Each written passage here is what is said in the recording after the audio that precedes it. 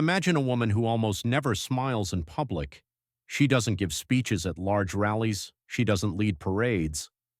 Most people outside her country have never even heard her voice.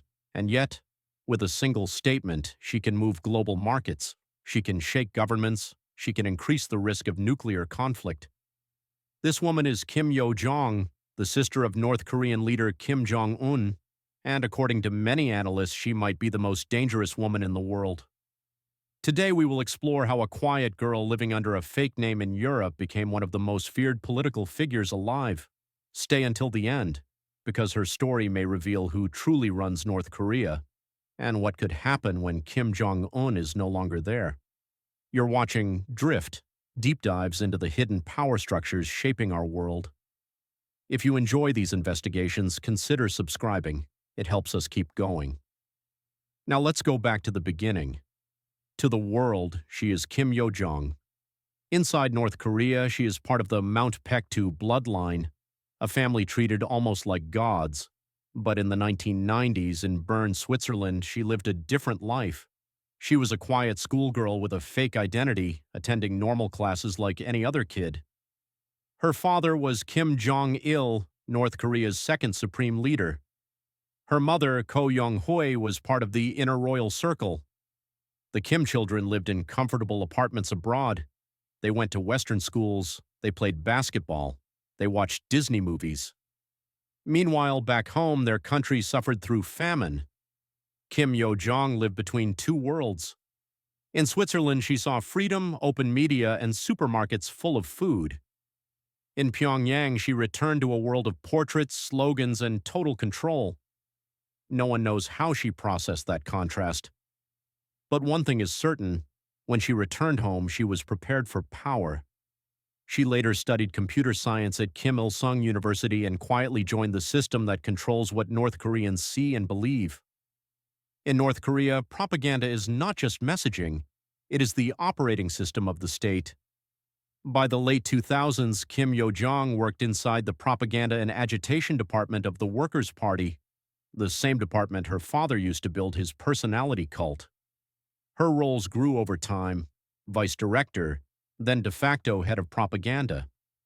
Later, a senior figure shaping the image of Kim Jong-un. She designed how 25 million people see reality. She helped control the stories told about the Kim family. She influenced what must be praised, what must be erased, and what could get someone killed.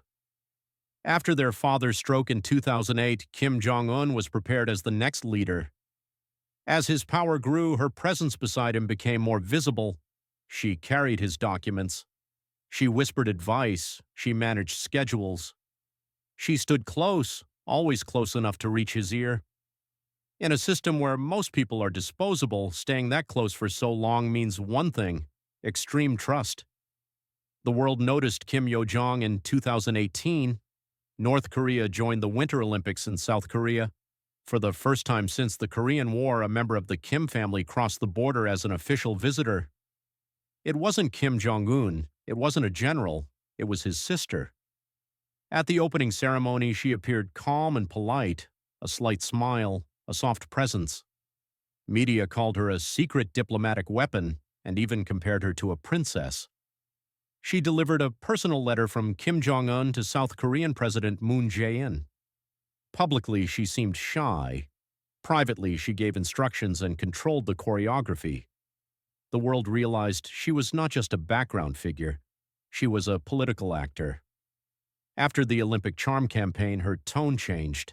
As nuclear talks failed and tensions rose, Kim Yo-jong released harsh statements through state media.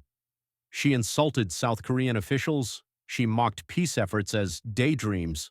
She warned that U.S.-South Korean military exercises could bring serious consequences.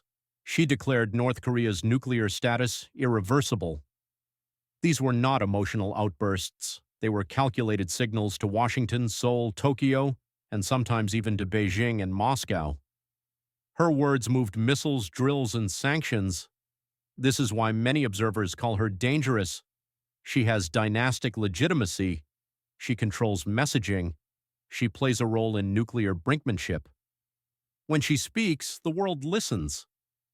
Analysts and intelligence agencies describe Kim Yo-jong as the second most powerful person in North Korea, behind only Kim Jong-un. She has held senior party positions, she joined top governing bodies, she attended meetings with world leaders, South Korea's President Donald Trump, Xi Jinping. Researchers call her Kim Jong-un's political partner, his right hand, the one person who can speak honestly to him. Some reports say Kim Jong-un has occasionally delegated authority to her, especially when questions about his health surfaced. She is not the ruler. But if something happened to him, she is one of very few who could keep the system stable. She is at the top of that list. Recently, North Korean media began showing another figure, a young girl believed to be Kim Jong-un's daughter, Kim Ju-I. Some think she is a future successor. So what does that mean for Kim Yo-jong? Possibilities. She becomes a regent and rules until the girl grows up. She stays the strategist behind the throne. Or in a crisis, she becomes the leader herself. North Korea keeps the outside world guessing. That uncertainty is part of its strategy. What we do know is this: she has the network, the experience, and the loyalty to play a major role in any future scenario. Is the title dramatic? Maybe. But here is why experts use it. 1. Nuclear power plus control of communication. She operates where words and weapons overlap. 2. Few limits. Her power comes from her bloodline. Only her brother can restrain her. 3. No transparency. We don't know her real beliefs or long-term plans.